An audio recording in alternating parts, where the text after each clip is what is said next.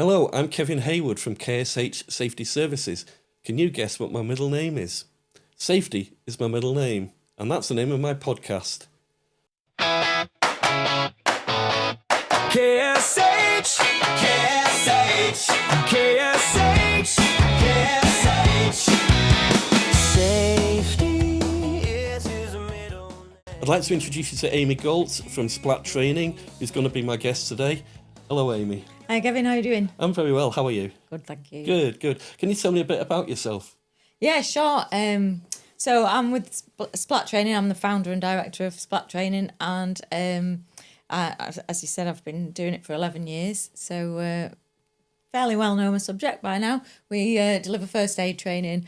Background being in the outdoor pursuits industry, 20 odd years of dragging kids up mountains and canoeing and all sorts of things like that. That got me to where I am. Wow, excellent. And what made you change career into training? Into training. Well, I mean, there comes a time in the outdoor industry where everybody has to kind of change career, really, because you have to get a proper job, don't you, and grow up and be a grown-up. No. So I was kind of forced. About the time that I was having, before I had a child, I knew I wanted one, so I became a teacher, and then I got made redundant as a teacher, and that's when I set up my business as a first aid trainer. Yeah. The unusual name for a business. How did that come about? Splat, yes. Splat Training came about because I couldn't think for the life of me what to call the business. My nickname as a child was Splat. My sister still calls me Splat. And that just kept popping into my head. And so I decided to call it Splat. And somebody said, you can't call it that. That doesn't sound professional at all, which seemed to me like the perfect answer. So I stuck with that name. Excellent. I like that. I like it. It's a great name for business. Thanks. Want to talk a little bit about first aid and first aid training. You've done it for 11 years, and probably before that when you were on the outdoor pursuits as well. Yeah. What are the main things that really people ask you? What are the misconceptions maybe people have as well about first aid? Yeah. Oh God, there's so many misconceptions. There's so many. Some things that used to be the guidance that have changed. They've since realised was stupid. Some things that have just never been guidance but are in sort of common folklore now. Yeah. So there's all sorts of stuff. Butter on bruises, butter on burns, which is like, no, don't do that. That's really going to actually make it worse. Yeah. So cold water on burns. What else? There's things like, probably the worst one is around epilepsy. When somebody's in seizure, people want to do something with the casualty, put a wooden spoon in the mouth. No, don't do that. That's like the worst thing that you could do. So what we want to do if somebody's in seizure is protect them from danger, keep them safe, and don't actually do anything with their body if you can help it. Once they've finished the seizure, we put them into recovery position, but during it, we want to leave them alone. So yeah, there are myths and legends that are in first aid. But I prefer that people don't panic too much about that sort of thing, because what we really want is people to be willing to step up and have a go. And so don't overthink it. Get involved. A lot of first aid is just about being a kind human. And that's the first most important thing that we kind of focus on. Is there a right person for first aid? I remember in a job years ago, somebody cut their hand. The first aider came and fainted at the sight of blood. I'm a fainter. Yes, that might be me. So you're absolutely right. There are people that are sort of suited for particular things. Some people hate vomit, can't be around vomit or poo. I can't be around blood. Well, actually, I can these days. I've kind of learned how to cope with it. I can actually feel the faint coming on and fight it for a while. And lots of people are like that with blood. Yeah. I get people in my training room who are like fainters.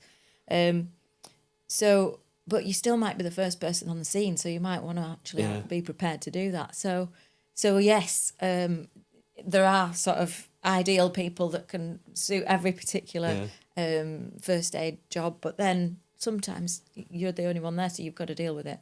So I generally will help somebody to try to feel comfortable about that they can actually deal with it and go faint later. Yeah, I mean, that accident happened that the first aider needed more first aid than the actual person that was called for in the first place. Yeah. And it's just ironic. But yeah, it does happen, but a first aider is just the first person there available to give aid. So if you're a fainter, you're a fainter, but hopefully you can do a little bit of help before you faint. I actually have a great story. A friend of mine who is a fainter, she had twin babies and they were at crawling stage. And so they're on the floor crawling around. My friend cut herself, she's bleeding, and she knows she's going to faint. And she managed to keep it together for long enough to put both babies in their high chairs and fasten them in and said, Mummy's just going to lie down. Fainted. So even a fainter can usually do a bit of something before they hit the deck. So very true. the message is, if you're a fainter, if you're it doesn't mean you can't get into a safe be a first position aider. if you can. Exactly. Definitely. One of the questions I'm always being asked, and I think I know the answer, but I'll let you tell me anyway, is why there's so many first aid kits have use-by dates that are fairly short, because a lot of my clients seem to think that it's one of these money-making gimmicks. Yes. Well, I tend to think it is, but so the real answer, the professional answer, would be that first aid equipment has an expiry date because the manufacturer says that the packaging cannot be guaranteed to be intact, and therefore the contents aren't guaranteed to be sterile after the date. When we buy a first aid kit, it should have 4 or 5 years on it. But depending where you're buying from, if you're not buying from a reputable place, you could end up with one that's already out of date sometimes, or only got a few months left on it, or whatever. So always check before you buy. Yeah, I know a few of my clients have bought from online places, and it's only been like 6 months before they're out again. And we also recommend that, like, if you've got a load of first aid gear, give it to us, give it to your local first aid trainer or a school, or there's people who can use it, don't just throw it away. I've a few of my clients give them to local scout groups. Yeah, Scout's great because they do loads of practice first aid stuff. Yeah, so brilliant. I've never taken a first aid course. I'm one of these that I'm quite... never taken a first aid course. Horror. You have to come with us, Kev. I'll have to do a course at some point. You know, who's going to look after me if I cut myself or whatever? Exactly. Yeah. It's always been one of them things that I've put off because I'm like you, blood and everything else. In fact, I fainted having one of my COVID injections, so that's how bad I am. Lots of people did. Loads of people. What advice can you give somebody that's shouldn't say to actually go and do it? Just go and do it. So I guess if you're the reason for not wanting to, my mum's the same. Oh, I don't want to go in. I don't want to be responsible for that. Well, it doesn't make you more responsible than you already are. Like, as a human being, you're responsible anyway if something happens in front of you. So you might as well have the training. And the other aspect of it is select carefully who you're going to go to. If you're not keen on blood, there are some trainers who will not be suitable because some trainers will be like horrible, gory images and terrible stories. Yeah. But one of our things on our entry course is like, we don't go there. We don't make it a horrible gore fest. No. We keep it as fun as and kind light-hearted. Of fun, light-hearted, low-key in terms of the gore fest stuff. I think you might have a customer. No, excellent. We do have 2 pictures, and I always give a warning before they're on. Like, if you're funny about blood, don't look now. Yeah. So make sure you pick someone. I'm weird because I look at health and safety accidents. I can look at somebody being speared by a machine, and I'm all right with that. Yeah. It's just when it's running blood, and I don't know what it is. It's weird. Yeah. Just human psyche, I suppose, isn't it? Really. Yeah, we're funny creatures. Yeah, definitely. I understand the Resuscitation Council are changing some of the rules relating to first aid and training. Yes. What are the main ones? So there's a load of changes coming in. The Resus Council make changes every 5 years. So we've had a few, while I've been involved in first aid training, we've had quite a few changes come in. But usually they're quite subtle little changes, but there's a whole load this time. And they are due to come into play mid-February, so it's really soon. We're actually changing our presentations and stuff right now. Things that are changing, a lot of it's paediatric stuff.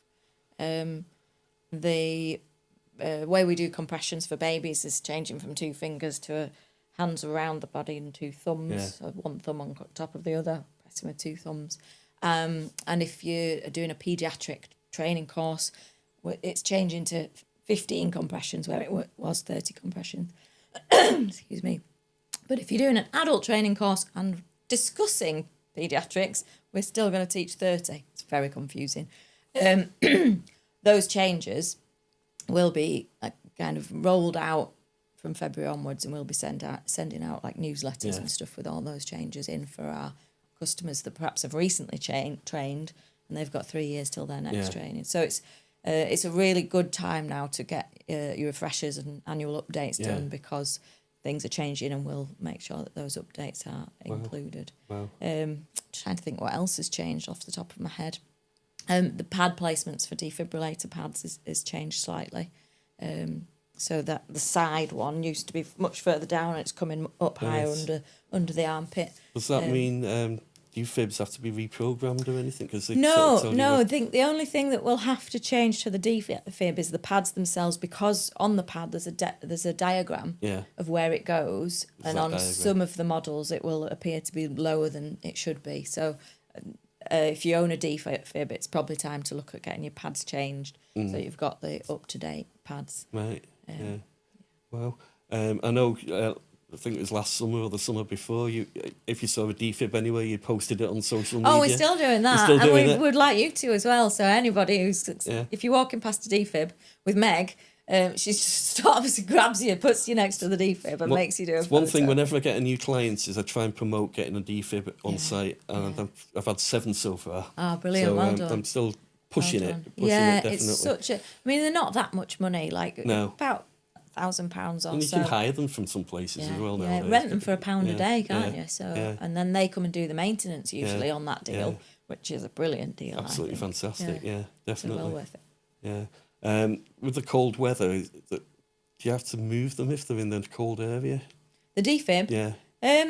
It's worth keeping them over about 10 degrees. So, you know, when you see them in the cabinets have usually got a heating element in them. They're plumbed in, as it were, to the electric. So, they need to be kept warm so the battery doesn't die. Yeah, because quite often, I see them in reception areas or whatever, and the reception's probably the coolest place because the door's open all the time.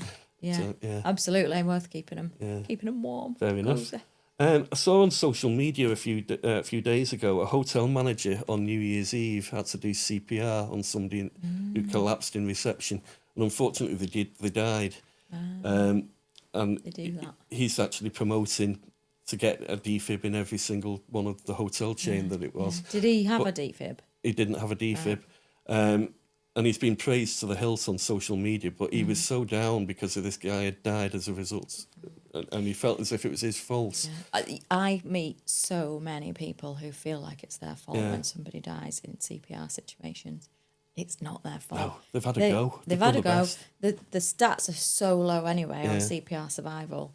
But the problem is that there's no follow-up. So you've been doing CPR for 20 minutes. It's physical, it's really hard, it's really stressful. And then the ambulance comes and whips them away, dead or alive, whichever it might be. And nobody stops to hold your hand. Nobody. Sometimes there's a paramedic who might be spared to give you a little bit of a debrief, but usually paramedics have all gone and you're just left.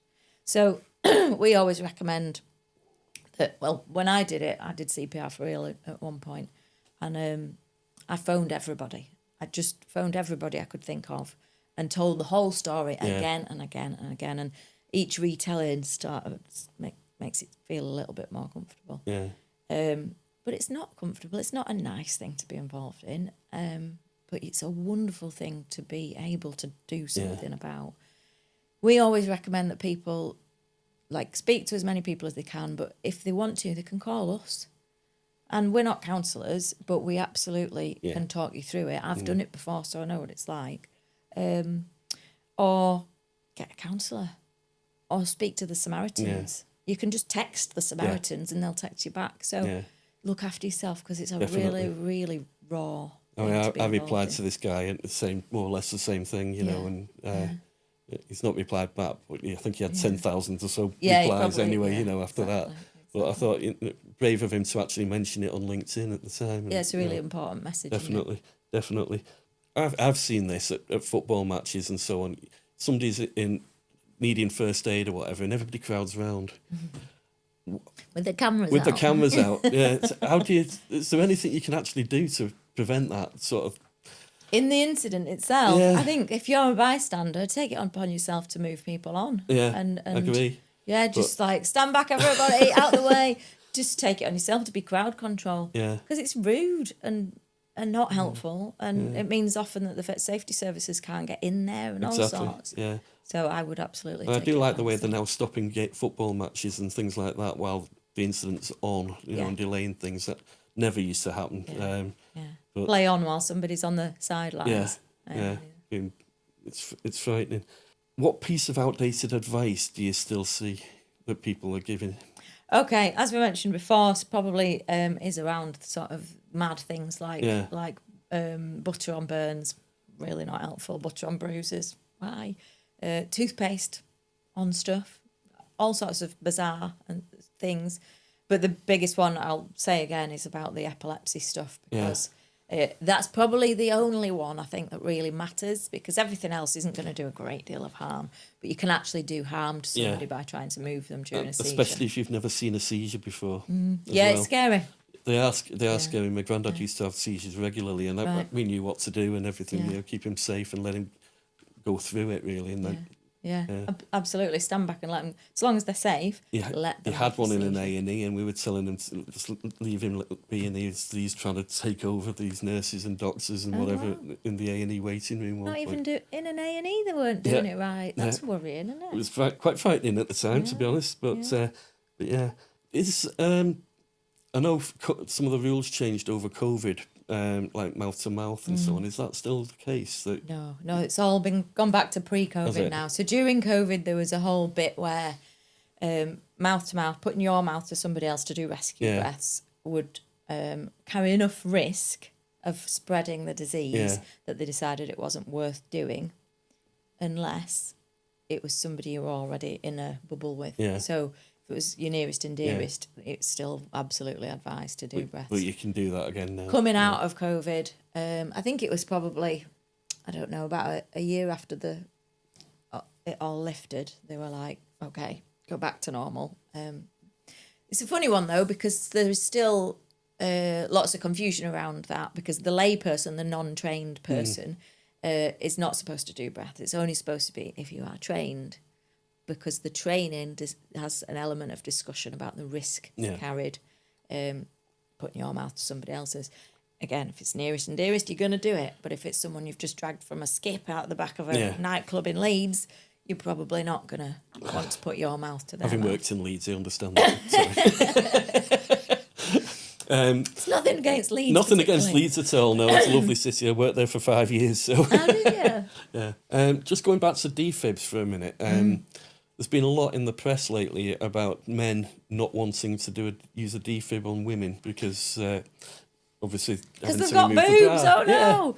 Yes, there is a lot in the press. We've had a social media campaign about it. There's lots of social media campaigns about it. So there's a piece of research been done that women are 27% less likely to have CPR performed on them than men are. There's other reasons for it, but one of the reasons cited is because men and women, I guess, are frightened to get involved with the booby area. CPR obviously means, well, it's not obvious, is it? CPR means you need to press in the centre of the chest, which is where the boobs are. So you're physically touching somebody in an intimate area. Men have been told not to touch there, not to look, not to touch all their lives, so we can kind of forgive them a little bit.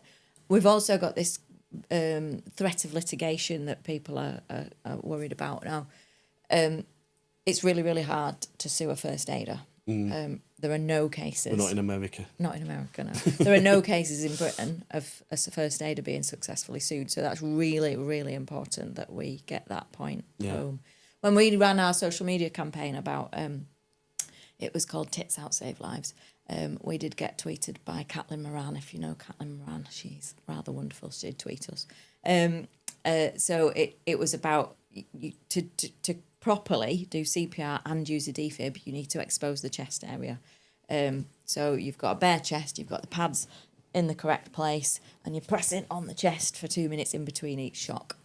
So it's really physical, and you've got the chest exposed. A lot of people are not happy to do that, and when we ran our social media campaign on it, a lot of people, and I'm afraid they were mainly men, we're like, not a chance, not doing it. I'm not getting involved. She'll only sue me if I do save her. This sort of thing. And I can kind of understand where that comes from, but like women don't actually care as much about their boobs. As long as they're alive. As They want to men be might saved. care. So we'd rather be alive with our boobs out than dead with our boobs covered. So please do just get on and do first aid, do the CPR that's needed. It's really important. Yeah, definitely. One of my clients, I said 7 companies with defibs. One of them, 3 days later, because they'd gone onto the 999 list for when they were open, had a knock on the door, can we have your defib? Yeah. And they saved a life 3 days after getting the defib. We've had similar reports. Yeah, definitely. If you can, they're not expensive. They're not as expensive as people think they are. Get a defib if you've also club together. Like if you're a business on a business park, it's valuable to everybody. Or if you're somewhere near some houses, go knocking on doors and of course, find people who are able to contribute a little bit because it's useful to everybody. And if you're at home, make sure you know where your nearest defib is. There's websites that list them where they all are. Make sure you know where they are, so at least you can send somebody to get it in the right direction as well. The other important thing to mention about defibs as well is they're getting installed. Like there's a great person in the business that's like, yes, we're going to get one of those. We'll have it installed on the outside of the building, making sure the whole community can access it. Then they move on and the thing falls into disrepair. And then somebody comes to it 5 years later wanting to use it. Batteries run out, pads are out of date. The pads go out of date, believe it or not. Or the cabinet's rusted shut or whatever. So they do need maintaining. When you get one, if you're installing it outside, there needs to be somebody who's responsible for it. And you need to register it on the circuit, which is the kind of national, run by the British Heart Foundation. Once it's on there, it's registered with your local ambulance service so other people can be directed to use it, which is really important.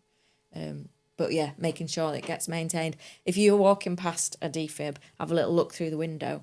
If it's flashing an orange light or a spanner, it probably means it needs some sort of maintenance. So knock on the door nearby and say, "Oi, get this sorted," because they are unfortunately going into disrepair. Yeah, I've seen a few rusty ones, but one thing I really do like is the way that they're using old phone boxes for them. Yeah, they're great, aren't they? Because phone boxes are like, ideal. What are they for anymore? Exactly.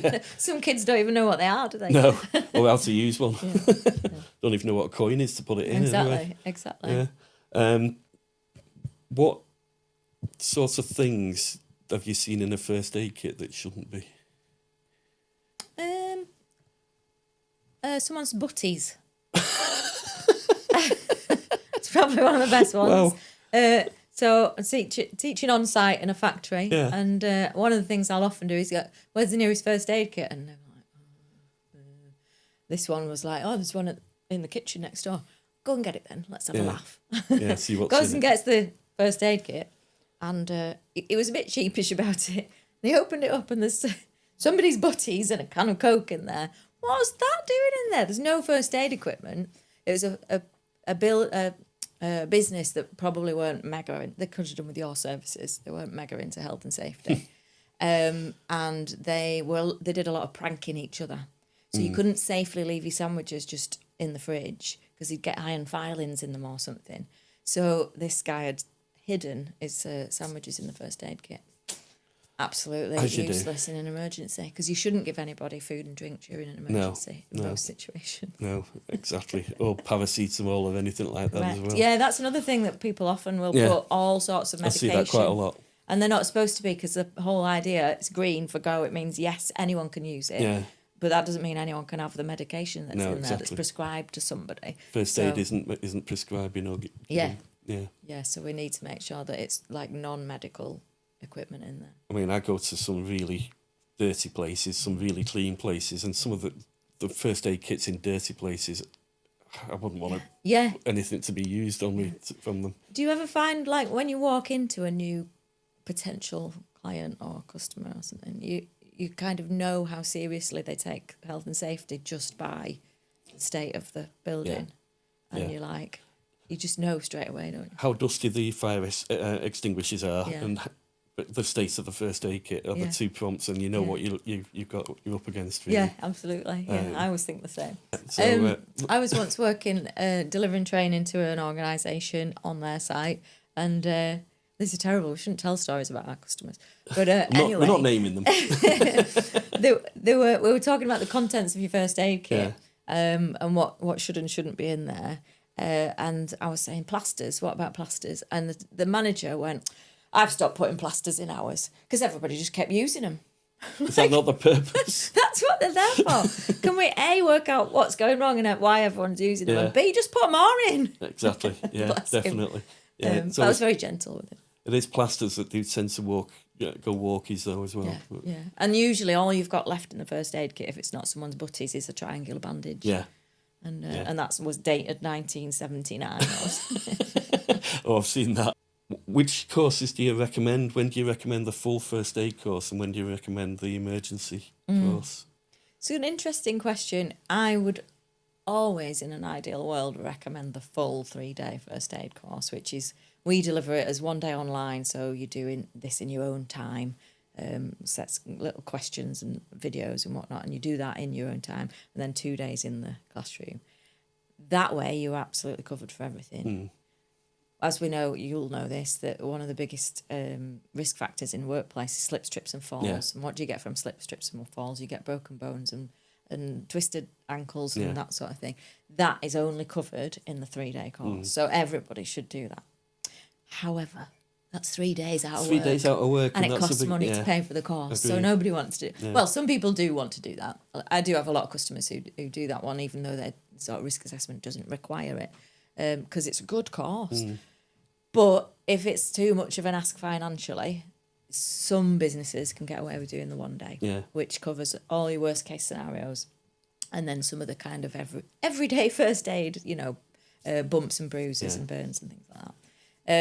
But I would really go for everyone doing the 3-day if they could afford it. Yeah. And that way you're just covered for everything. Yeah. So there is something else that I would like to say about the first aid training and all the health and safety industry, really, is that I think it's super stuffy, and I think you agree with that, don't you? And it's kind of where you want to go with this. So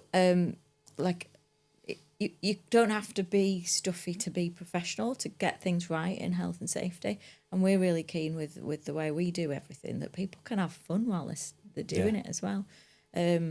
Like some places I've been into as a first aid trainer, and people are like, you probably get the same, do you? I do, yeah.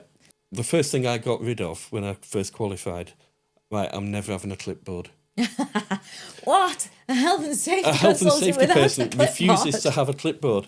Because with a clipboard, you can't do that. Can't do that. Ooh, no. Yeah. It's complete negative. Yeah. If I'm walking around a factory, I'll make very few notes. I might take the odd little picture with permission of something to remind me later on, but I'll make very, very few notes, simply because it looks old-fashioned, it looks staid, it terrifies people. Puts them into a kind of, there's an inspector in. I've never worn a suit at all, hence this. Time after time, as you go along, it relaxes people, They start doing things you ask them. And they feel like they're working with you. Exactly. Instead of you're working they're coming forward with the ideas, and I'm just saying, but what about? But not dismissing. Very, very rarely have I ever said, no, you can't do that. Yeah. One of them was in Liverpool, and it was Comet Relief, and this company wanted to do a 3-legged blindfolded egg and spoon race down 15 flights of stairs. What? And I said, absolutely not. You can do it on the flat, and you can do it where you can see, but there's no way you're doing that down an emergency escape route. People are mad, aren't they? Yeah. So, but that's one of the very few times I've said no. Yeah, so you're like me, like you don't want a world of health and safety gone mad. No. I've been in schools where running in the playground has been banned. I'm like, that's not really kind and fair to the kids. And when do they ever learn? Because actually, sometimes a couple of people crash into each other, the mistakes happen, the accidents happen, and they learn. Unfortunately, kids these days are becoming risk averse because they're not allowed to have accidents. Yeah. And I believe that there should be some carefully choreographed, if you like. Definitely. But... Conkers is a brilliant example of it. Yeah. The schools that banned conkers, and it got into all the press, and IOSH, the Professional Body for Health and Safety, actually decided to sponsor the World Conker Championships for several years. I didn't know that. That's great. You know, and you think conkers is great for kids to do. Yeah. If they have an accident with it, they have an accident with it. So be it. They learn not to whack people. Not to whack people. Yeah, exactly. Whereas if they're banning it full stop, then they're not having that experience. They're not having any risk in their life, and they grow up being completely risk averse. Yeah, I think this is where where my world of the outdoor industry meets my health and safety. Because obviously in the outdoor industry, there's tons of health and safety. The whole point in it is getting people out doing things that are potentially a little bit dangerous and managing that risk. So living life, but managing the risk is where I really fit in with all of this. There's very little that you can't do as long as you do it safely. Yeah, and there's always a way to figure out. There's always a way around it. We could just tweak this and fix that and it'll be safer. Definitely, we're on the same wavelength, definitely with that one. And I think luckily our industry is going more that way rather than it used to be. Anyway, we're coming towards the end of our time now, and thank you very much for joining us today. A pleasure. It's been a really good conversation. I've really fully enjoyed it. In the next few weeks, there'll be a few more podcasts coming out. The next one will be on forklift truck training and the dangers and safety related to forklifts. There's going to be one on mental health at work, another one later in a few months' time on construction safety, and one on a bit on mediation in the workplace and relationships and that side of things as well. They're all to come in the future. I want to end all my podcasts with just a little bit about something relating to KSH Safety Services. And you can see on my top here, I've got the logo with the K with the tick through it. Not many people know that logo is actually 40 years older than my business itself. As a school child, we had a project where we had to design a logo related to our name. The name's obviously Kevin, and I put a tick through it, and I started writing my name with that tick through it. I've even got a Christmas card I wrote for my brother when I was about 7 or 8 years old, and it's got the tick through the name on that Christmas card. And my mum asked me, why do I do that? And my answer was, because I'm always right, Mum. And thank you very much for joining us once again, Amy. It's been a pleasure. Thank you. Okay. And thank you for joining us and watching. I'll see you next time. Take care. KSH, KSH, KSH.